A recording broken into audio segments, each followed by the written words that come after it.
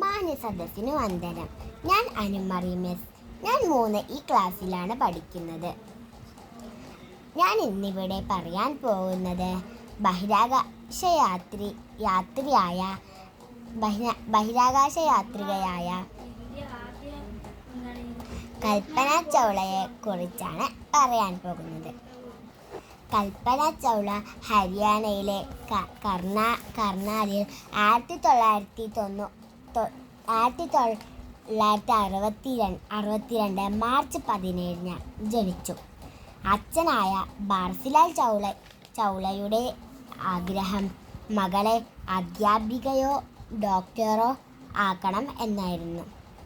എന്നാൽ കൽപ്പന ചൗളയുടെ താല്പര്യം ബഹിരാകാശത്ത് പോകണം എന്നതായിരുന്നു. അതിനാൽ പഞ്ചാബ് എഞ്ചിനീയറിംഗ് കോളേജിൽ ചേർന്നു. എയ്റോസ്പേസ് എഞ്ചിനീയറിംഗ് പഠനം പൂർത്തിയാക്കുകയും തുടർന്ന് അമേരിക്കയിലെ പൗരത്വം സ്വീകരിക്കുകയും PhD കരസ്ഥമാക്കുകയും ചെയ്തു. നമ്മുടെ ഇന്ത്യയിൽ ആദ്യമായി ബഹിരാകാശത്ത് പോയിരുന്നത് കൽപ്പന ചൗളയാണ്.